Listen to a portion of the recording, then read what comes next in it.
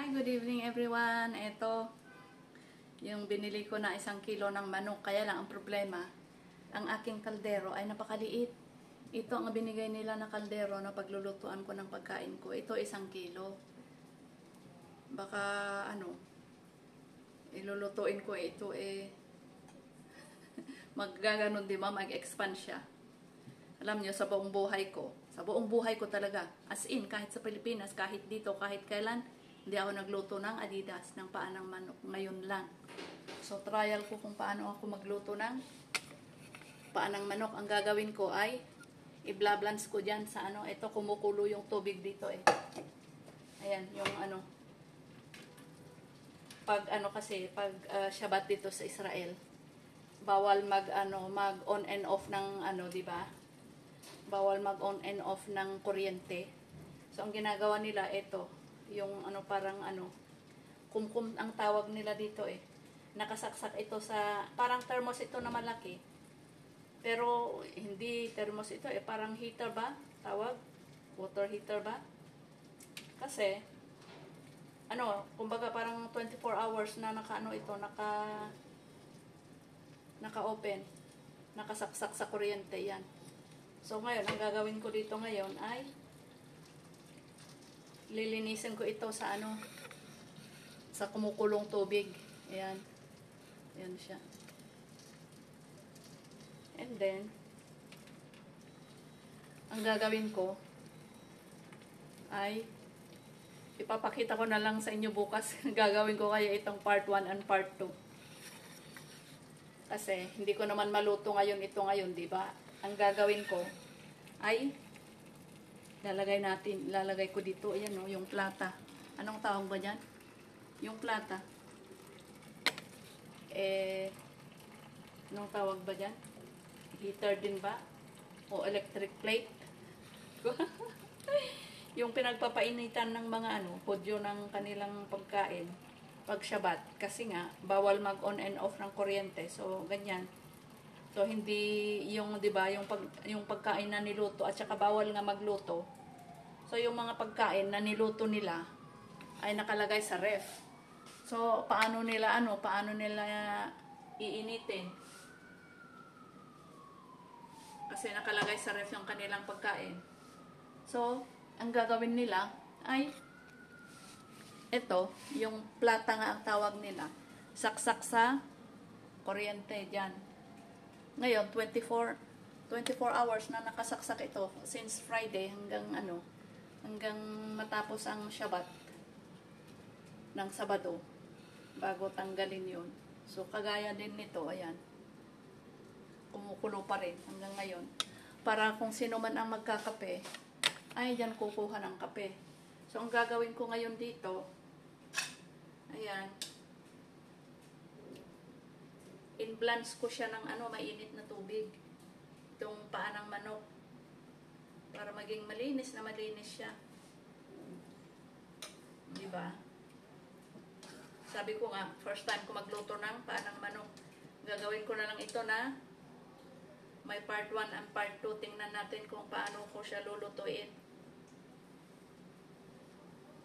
Alam nyo ba? Ito ang paa daw ng manok. Meron siyang natural ano bang tawag doon?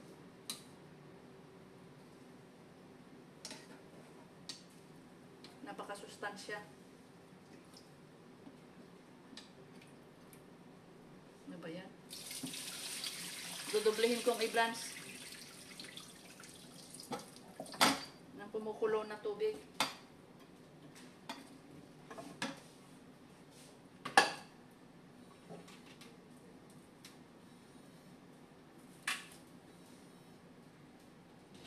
Tanggalin ko na lang kaya dyan.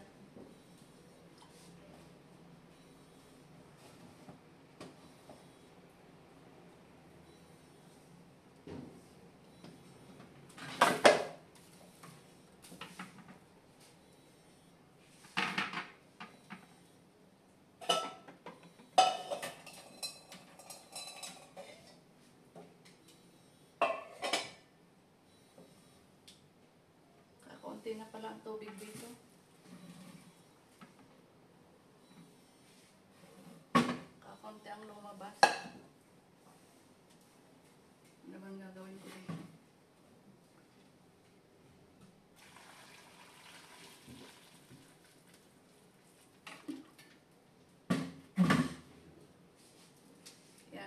halong tubig ito eh.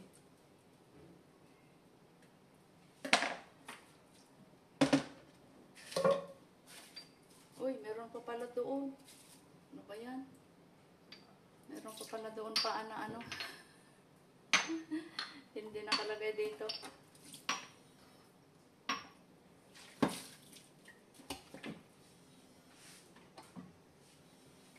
Sino ba itong tawag na tawag nito?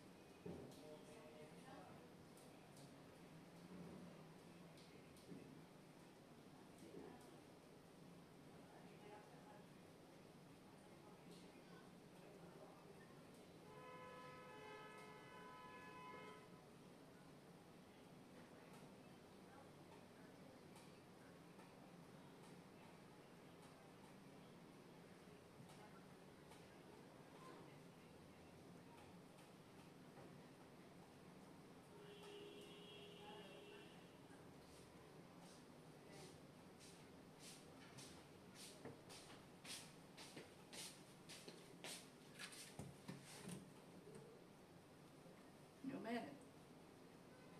Asoka.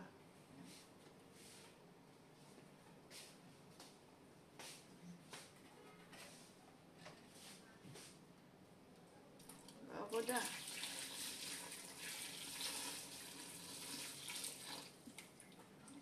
Aray. Yan.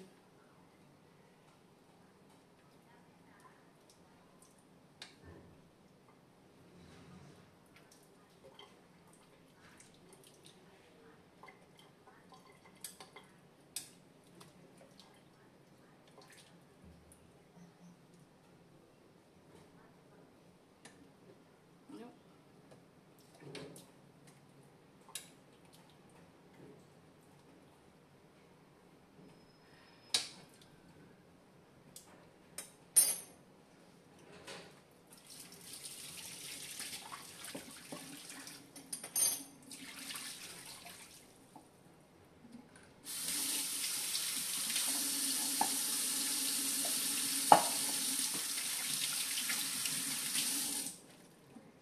Paano ko kaya ito lulutuin?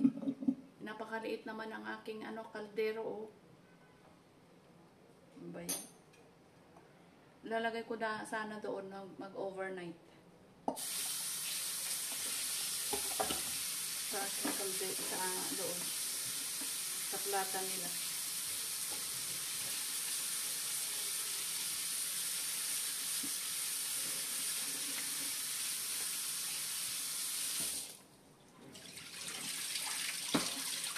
Hindi ko naman pwedeng gamitin yung kanilang kaldero kasi makikita nila ako. Bawal akong gumamit ng kanilang kaldero. Hindi ito lang. Ang kaldero na binigay nila sa akin, ito lang pwede kong gamitin. Hindi ko pwedeng gamitin yung kanilang kaldero. Ayan.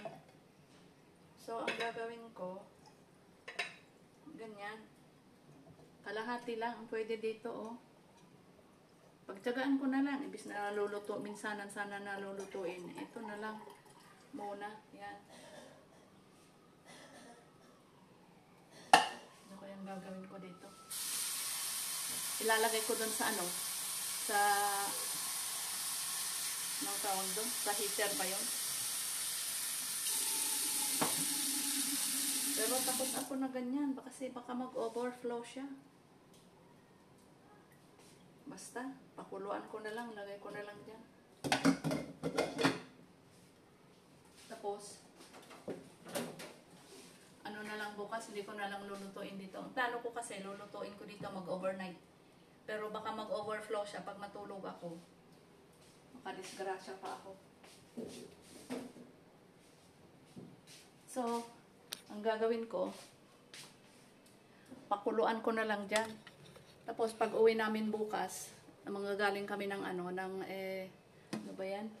Dahil pagkain ko naman ito, so pwede kong buksan ito. Ayan.